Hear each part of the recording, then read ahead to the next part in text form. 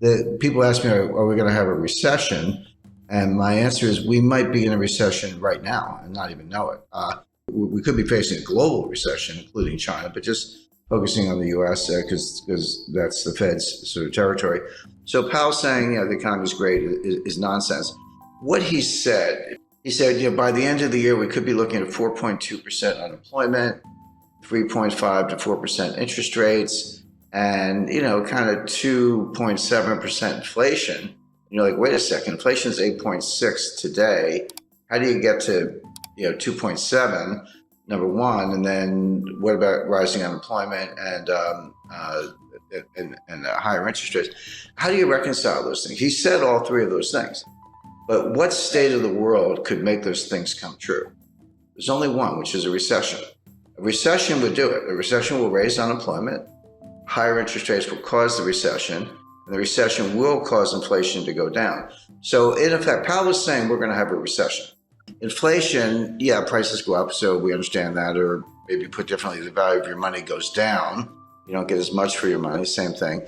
But inflation, broadly speaking, has two causes. One is called, not to get too technical, but it's called cost push. This comes from the supply side. So there's a shortage of oil, and we've got a financial and economic war going on between Russia and the United States. The U.S. really started, but U.S., EU, Canada, Australia, Japan versus Russia. That's obviously disrupting supply chain, cutting down energy supply, causing the price of oil to go up, et cetera. So that's coming from the supply side. And you're exactly right. The Fed can't drill for oil. The Fed can't plant wheat. The Fed can't make semiconductors. So they can't do anything about this. And the supply chains are breaking down. They were breaking down before the war in Ukraine, but Ukraine has made it worse. The other source of inflation is called demand pull. And this is when individuals, you, me, and all of our viewers and, everyday Canadians and Americans worry about inflation. We say, well, I'm just thinking about buying a refrigerator. Better buy it now before the price goes up, or the car, house, or whatever it might be. They're different, but they affect each other. When the cost push inflation from the supply side has enough effect, there's a tipping point or critical threshold in psychology. We say, maybe it is out of control. I better go buy some stuff. Then the velocity of money goes up, and then you get inflation. So the Fed can't do anything about cost push. They can't do anything about the price of oil, and you're right about that. But they're looking at the demand side, saying, hey, if this supply thing goes on long enough, eventually the psychology will change, and we'll get demand pull and behavioral, and that is really hard to change. So what they're trying to do, they know they can't change the supply side, but they're trying to squash the demand side before it gets out of control. Now, the question, of course, is can they do it? The answer is they can do it, but at what cost? So a general rule of thumb, this is really simple.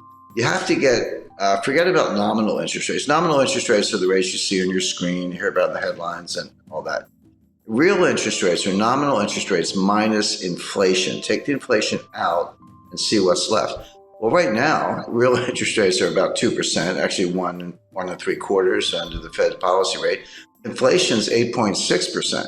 So, just round numbers, 1.5 minus 8.5, that makes the inflation rate -7. That's nowhere near.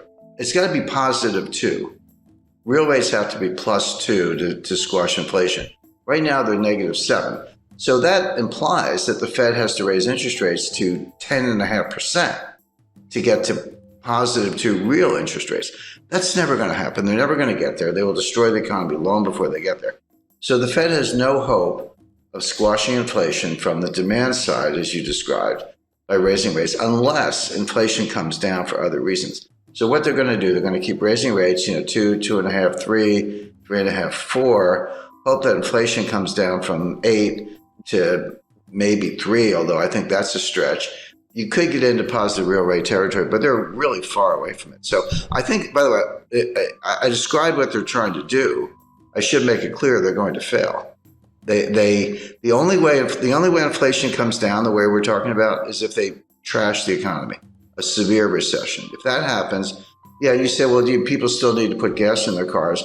Well, you're right, but not if they're unemployed, because they're not going to work. There's a lot here that's just for show. It sounds good on TV, but there's a lot less here than meets the eye. But the point is, this is not over anytime soon. And even if it were, when you break supply chains, you can't just put them back together. It's like breaking a vase. in 1,000 pieces, and you got to go buy a new vase. It's going to take years to undo this damage. So I spoke to the individual who was probably the single individual most responsible for building the modern supply chain. It was 30 years from 1989 to 2019. It was head of one of the largest companies in the world, and this is what they did, among other things. And he said, Jim, you have to understand, it took us 30 years to build it. It took us 3 years to blow it up. It's not going to come back in a year. This is going to take 5, 10, 15 years to build a new one. So it's what I call supply chain 2.0. Well, buying a refrigerator is a good idea. Buying a freezer might be a better idea. We're looking for food shortages by the fall. Now, when I say food shortages, in Africa and Middle East, this will mean mass starvation. You may see the greatest humanitarian crisis in history because they literally can't get the food. Everyone's like, well, gee, you can't get Ukrainian wheat. What's the big deal? Buy it from somewhere else. There is nowhere else. Canada and the United States grow an enormous amount of wheat, but we use most of it internally, and we feed, because it's not for humans, by the way, we feed our animals. This is how you feed cows, pigs. This is how you get beef and pork. This is an example of the supply chain, how it filters all the way through. So you would expect higher prices to persist. You would expect food shortages. Buying a freezer is not a bad idea. The future supply chain is going to be, it goes by different names. Janet Yellen calls it friendshoring. Macron calls it constellation. I call it a college of nations, but basically we'll have supply chains and trade, but it'll be sort of members only. So US, Canada, Australia, Europe, others, Japan, will be invited to join, but not China. Russia is going to be in the waiting room for a while. We should be better allies with Russia, but the Democrats in the United States have pretty much made that impossible, at least for the short run. And then there'll be other countries that are kind of neutral in that scheme, Brazil, India, and others. But the point is, you'll still have trade and you'll have supply chains, but it'll be kind of friendly countries, members only, and exclude China. So that decoupling is going to go ahead. The Chinese seem to be not only fine with it, but they're actually leading the way. Semiconductor manufacturing is moving back to the United States. The 20 billion of new semiconductor plants from Intel. And why is Taiwan Semiconductor spending over $5 billion to build new semiconductor fabrication plants in the United States? Well, obviously because they're worried about China. We're reshuffling the deck, but none of this stuff is easy.